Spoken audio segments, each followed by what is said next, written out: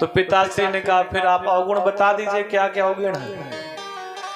अवगुण इसमें तो नहीं है, अवगुण इनके पति में है, जो गुणों से हीन पति ने प्राप्त होगा।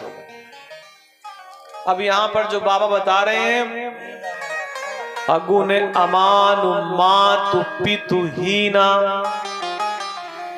अरे ये तो सबसे बड़े अवगुण है। दामाद ऐसा मिलेगा जो गुणहीन होगा, उसमें कोई गुण ही नहीं होंगे, अगुण। इसको मान मर्यादा से कोई फर्क ही नहीं पड़ेगा। अब आप बताओ कौन ऐसा व्यक्ति अपनी बेटी को विवाह करेगा जिसमें कोई गुण ही ना हो। मतलब बिटिया में गुण पूरे भरे हुए। ऋषि मुनि बिटिया का नाम लेकर के अपना व्रत पूजन करेंगे, माताएं कन्या का नाम लेकर के वैवाहिक जीवन को अच्छा करेंगी, इनका नाम लेकर के माताएं अपना व्रत पूरा करेंगी, और इनका जिनसे विवाह होगा उनमें कोई गुण नहीं होगा। उसको मान अपमान की कोई चिंता नहीं होगी। चाहे पहले जल डाल के कपड़ा पहना दो या पहले कपड़ा पहना कर फिर स्नान करवा दो, भगवान शंकर को कोई फर्क नहीं पड़ना है। लखनऊ के पास सीतापुर एक जगह पड़ती है, एक लोधी समाज का व्यक्ति वहां रहता था। वो भगवान शंकर से बड़ा द्वेष करता था, बड़ा रुष्ट रहता था। वो भगवान शंकर को मानता ही नहीं, बोले पत्थर की प्रतिमा है, इसमें क्या है। और भगवान शंकर के आसपास ही डंडे से 2-4 लाठी माराया करता। जैसे लोग सांप को नहीं जगाने के लिए बगल में मारते हैं, ऊपर तो नहीं मारते, 2-4 लाठी रोज मारता, नियम से मारता। बोले हो तो प्रकट हो।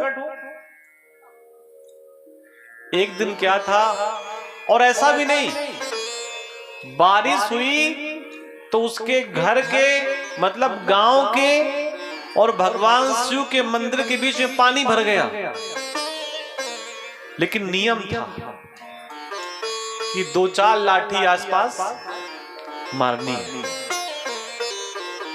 भगवान को कोई फर्क नहीं पड़ता, तमाम लोग तमाम बातें कहते हैं। लेकिन एक दिन तो बड़ी विडंबना हो गई। खाना खा रहा था, बस रोटी तोड़ी थी, उसी समय याद आया कि आज मैंने 2 लाठी नहीं मारी है, तो खाना छोड़ दिया। और खाना छोड़ करके लाठी लेकर के गया, और जैसे ही आसपास मारने का प्रयास किया, भगवान महादेव प्रकट हो गए त्रिशूल लेकर के। अब भगवान के पास त्रिशूल, इसके पास लाठी, झगड़ा भी है तो करे तो क्या करे। भगवान ने कहा मैं तुमसे बहुत प्रसन्न हूं। अब ये परेशान लोधी व्यक्ति बोले हमने कोई प्रसन्नता वाला काम किया हो तो बताओ, किस बात से प्रसन्न हैं आप महादेव, हमने कोई ऐसा शुभ काम किया हो तो बताओ। भगवान शंकर ने कहा तुमने नियम नहीं तोड़ा,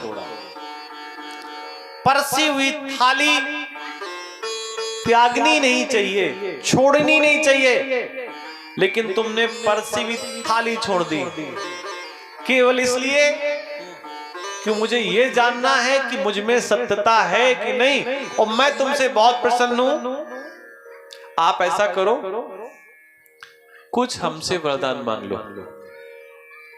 ये भगवान शिव है। उसने कहा भगवान महादेव वैसे तो हमने दंड के योग्य काम किया है, हमें कुछ आप दंड दें आप वरदान मांगने की बात कर रहे हैं, मैं कैसे वरदान मांगू? ना मैंने कभी फूल चढ़ाया, ना बेलपत्र चढ़ाया, ना प्रार्थना की, ना जल चढ़ाया, ना दूध दही चढ़ाया, क्या मैं मांगू? तो भगवान ने कहा फिर एक काम करो, कुछ ऐसा मांग लो कि हमेशा हमेशा तुम्हारे साथ जुड़ा रहे। उस लोधी समाज के व्यक्ति ने कहा प्रभु अपने नाम के साथ हमारा नाम जोड़ दो। और पता है उन शंकर भगवान का नाम क्या है? लोधेश्वर महादेव। बहुत भीड़ लगती है, इतनी भीड़ लगती है, बाप को हंसी हो जाएगी कि अगर जल चढ़ाने के लिए आप हाथ अंदर डालो, इतनी भीड़ लगती है, तो कई बार हाथ दो हिस्सों में आता है, लोटा पहुंचता है दोबारा मिलता नहीं, इतनी भीड़ होती है। भक्त ही एक दूसरे को इतना धक्का आगे पीछे देते हैं, इतनी भयंकर, कई बार लोगों को चोटें लग जाती, इतनी भीड़ बढ़ जाती है लोधेश्वर महादेव में। ये भगवान शिव की नित्य पूजा करने का प्रभाव है। जब कुछ ना कर सके तो केवल एक लोटा जल नियमित रूप से शिव को अर्पण करते रहिए और उसका लाभ आपको मिलेगा, इसमें संदेह किंचित मात्र का भी नहीं है। लेकिन भगवान शिव के साथ दो वस्तुएं जुड़ी हैं, श्रद्धा और विश्वास। श्रद्धा और विश्वास के साथ शिव की आराधना की जाए तो भैया सब कुछ मिलता है, सब कुछ प्राप्त होता है। अरे भगवान शंकर ने तो अपनी बना बनाया सोने का महल केवल एक ब्राह्मण को इसलिए दे दिया क्योंकि भगवान ने कहा था जो मांगेगा वो दे दूंगा। आप कल्पना करिए, जो सोने की लंका भगवान शिव ने विश्वकर्मा के माध्यम से अपनी प्रिय पत्नी पार्वती के लिए बनवाई थी, केवल पूजन कराने की दक्षिणा मांगी ब्राह्मण ने, और भगवान शिव ने थोड़ा भी संकोच संदेह कोई विचार नहीं किया और पूरी की पूरी सोने की लंका जो अपने पत्नी के निमित्त बनवाई थी वो प्रदान कर दी। ऐसे हैं महादेव। मातु पितु हीना, माता और पिता नहीं होंगे। भगवान शंकर के कोई पिता नहीं है। शिव का नाम आदि है। आदि का मतलब जहां से प्रारंभ होता है। अगर कभी कुछ प्रारंभ हुआ है कहीं से तो शिव से ही प्रारंभ हुआ है। और शिव का एक नाम अंत भी है। मृत्यु के बाद जब कुछ नहीं बचता और जहां अंत होता है वहां शिव का स्थान होता है। एक जगह किसी व्यक्ति के प्राण निकल गए, 4 लोगों ने उसे कंधे पे लिया और राम नाम सत्य है इस शब्द को बार बार दोहराते रहे। राम नाम सत्य है, हरि का नाम सत्य है, सत्य बोलो गति है, सत्य बोलो मुक्ति है। अच्छा, भगवान शंकर कैलाश में बैठे हुए थे, शिव जी के मन में भाव जगा कि राम नाम ही सत्य है, ये तो केवल मुझे पता है, ये धरती के लोगों को कैसे पता चला। अच्छा, भगवान शिव कैलाश छोड़ करके आ गए और जहां पर राम नाम सत्य है गुंजायमान हो रहा था, उसी भीड़ में भगवान शंकर घुस गए और लोगों से पूछा कि ये बताओ राम नाम सत्य है, ये लोग क्यों बोल रहे हैं? भगवान शिव का भोलापन देखिए, राम नाम सत्य है ये क्यों बोल रहे हैं? तो लोगों ने कहा वो एक व्यक्ति की मृत्यु हो गई है, तो मृत्यु के बाद कोई भजन कीर्तन तो किया नहीं जाता, यही बोला जाता है, राम नाम सत्य है। तो भगवान शंकर को लगा कि जो ये व्यक्ति मर गया है, इसने जानबूझ करके अपने प्राण त्यागे हैं, केवल दुनिया को बताने के लिए कि राम नाम सत्य है। भगवान ने कहा कितना दिव्य आदमी है ये, इसकी तो यात्रा में सम्मिलित होना चाहिए। भगवान शंकर उस राम नाम सत्य की यात्रा में सम्मिलित हो गए। अच्छा, जैसे ही वो 100 नदी के किनारे पहुंचा तो 4 लोग तो उसे आगे ले गए, बाकी लोग वहीं बैठ गए। तो भगवान शिव भी वहीं बैठ गए। भगवान शिव को लगा ये सब बड़े सत्संगी आदमी है, देखो बता रहे हैं राम नाम सत्य है, राम नाम सत्य है। अच्छा, जैसे ही 100 आगे गया तो वही जो अभी कुछ देर पहले कह रहे थे राम नाम सत्य है, हरि का नाम सत्य है, वो आपस में चर्चा करने लगे और उस मरे हुए आदमी को गाली देने लगे। एक कहता इसको आज ही मरना था, दूसरा कहता है घर बन रहा था, लेबर लगे थे, 900 रुपए बनवाई लेता है, 400 रुपए मोहरम ढोने वाला लेता है। बताओ, ये मर गया, हमारा काम रुक गया। सरकारी आदमी कह रहा है कि बताओ आज ही की छुट्टी मिली थी और मर करके छुट्टी की भी छुट्टी कर दी। एक आदमी गाली देने लगा, आज ही बिजली का बिल जमा करने जाना था, आखिरी तारीख थी, ये तो मर करके चला गया, अब क्या बिजली के बिल का जो फाइन आएगा वो इसका बाप भरेगा। भगवान शंकर को लगा थोड़ी देर तो पहले कह रहे थे राम नाम सत्य है, अब ये चर्चा करने लगे। भगवान ने शंकर ने सोचा ये आदमी, ये सब अपने काम के आदमी नहीं है, वहीं चलो जो मर गया था। तो भगवान जब महादेव आगे बढ़ने लगे तो 4 लोग वहां से वापस आ रहे थे। भगवान शंकर ने कहा वो आदमी कहां गया जो राम नाम सत्य कहलवाने के लिए अपने प्राण त्याग दिए। तो चारों भी 4-5 घंटे उसको जला करके आए थे, बेचारे परेशान थे, बोले फूंक आए उसको हम। भगवान शंकर ने कहा कैसे निर्दयी आदमी है, बेचारे के कारण राम नाम सत्य है, इस प्रकार की गूंज हो रही है और इसको कह रहे फूंक आए। बोले कहां है? बोले पड़ा है वहीं पे किनारे। भगवान ढूंढते रहे, कहीं मिला ही नहीं। फिर किसी से पूछा, शिव जी ऐसे ही भोले हैं? तो लोगों ने कहा जल करके भस्म बन गया। भगवान ने कहा मैं गले तो नहीं लगा सका, लेकिन जो इसकी भस्म है इसको तो अपने शरीर में लगा सकता हूं।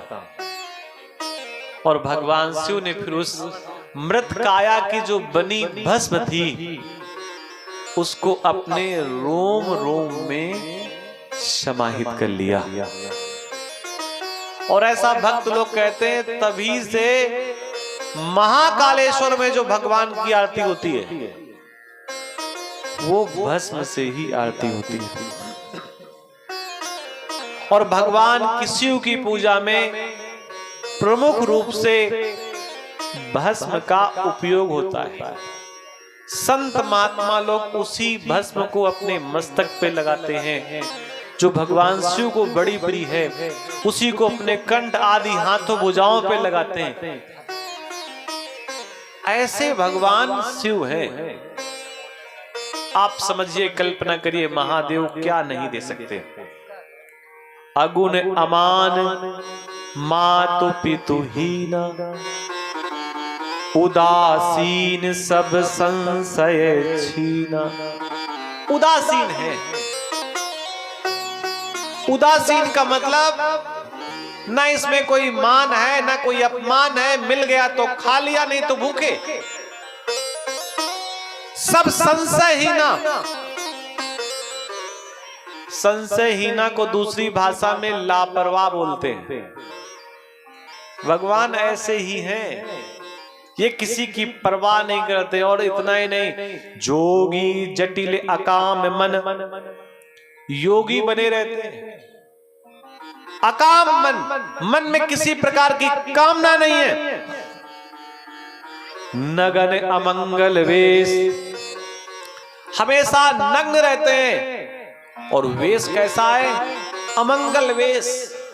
अस स्वामी यही कह मिलही, परिहस्त पर रेख।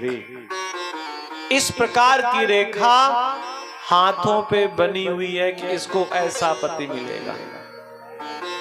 एक भी गुणपति में नारद जी ने नहीं बताए, सारे के सारे अवगुण नारद जी ने बताए।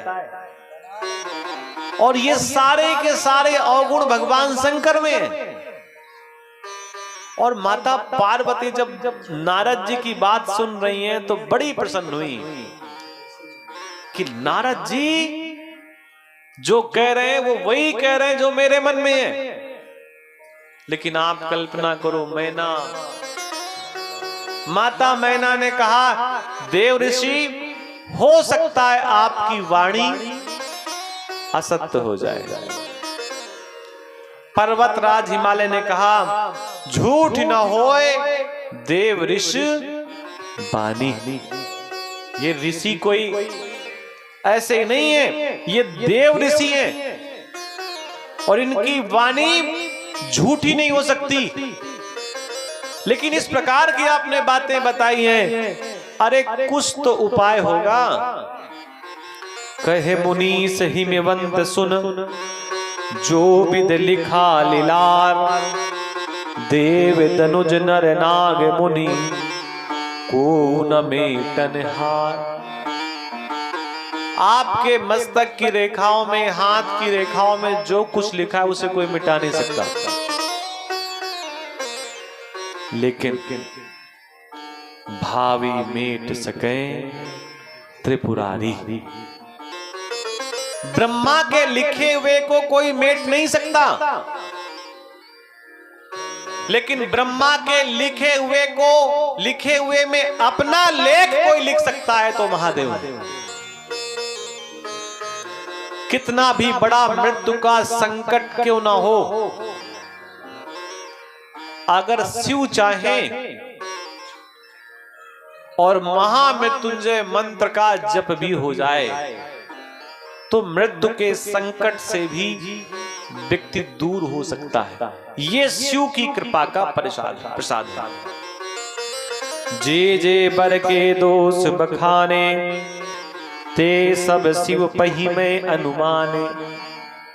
जो जो मैंने दोष के विवाह के लिए वर के अवगुण बताए हैं, ये सारे अवगुण भगवान शिव के श्रृंगार हैं।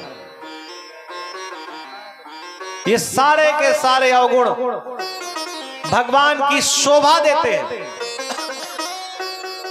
जो विवाह शंकर सन होई, दो सौ गुण सम कछु सब कोई।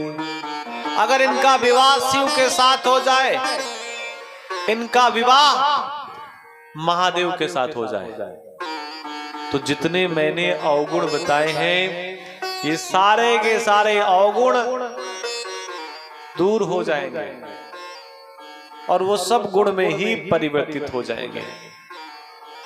भानु कृषान सर्व रस खानी, तिन कहे मंद कहत को नाही।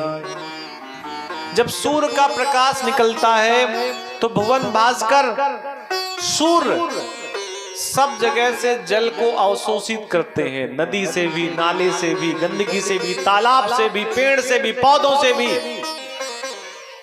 लेकिन सूर्य देवता में किसी प्रकार का कोई दोष नहीं लगाता। मरने के बाद, काया को छूने के बाद लोग अपवित्र हो जाते हैं और वही शरीर जब जल करके राख हो जाता है तो उसी की भस्म को लोग अपने घर पे रख लेते हैं कि कभी गंगा जाएंगे, कभी त्रिवेणी जाएंगे, कभी ऋषिकेश जाएंगे, कभी हरिद्वार जाएंगे, कभी गंगा सागर जाएंगे। तो ये भस्म जाकर के वहां पर छोड़ देंगे। तो हमारे पितर देवलोक में पहुंच जाएंगे। वही भस्म हम लोग लगाते हैं और कोई अपवित्रता नहीं होती, लेकिन उसी शरीर को छूट जा। वही कह रहे रवि पावक सुरसर की नाई, अग्नि जला करके सब कुछ शुद्ध कर देती है। एक नदी बहती है बनारस के आगे जिसका नाम है कर्मनासा। आप लोगों ने नाम सुना है? कर्मनासा नदी की विशेषता है कि उस नदी में कोई स्नान कर ले तो उसके कर्म नाश हो जाते हैं। और कौन से कर्म नाश होते हैं? शुभ कर्म। ऐसा नहीं कि अशुभ कर्म नाश हो जाते हैं। आपने जितने भी शुभ कर्म किए होते हैं वो सब कर्मनासा नदी के जल में डुबकी लगाने से या जल पड़ जाए तो सारे के सारे शुभ कर्म नष्ट हो जाते हैं। और वही कर्मनासा नदी थोड़ा आगे बढ़ने के बाद उसका पूरा का पूरा जल गंगा में समाहित हो जाता है। और फिर कोई ये नहीं कहता कि गंगा दूषित है। वही बात यहां पर कही जा रही है, रवि पावक सुरसर की नाई। गंगा जल से भी अगर कोई मंदिरा बना दे तो संत महात्मा उसे स्वीकार नहीं करते। और गंगा में कितनी ही गंदगी क्यों ना पड़ी हो, लोग बिना संकोच के उसका पान कर लेते हैं, उसे स्वीकार कर लेते हैं। सुरसर जल कत बारुनि जाना, कबहु न संत करे तेहि पाना। उपाय क्या है? जो तप करे कुमारी तुम्हारी, भावी ही मेटि सकहे त्रिपुरारी। अगर तुम्हारी पुत्री तप कर ले, तपस्या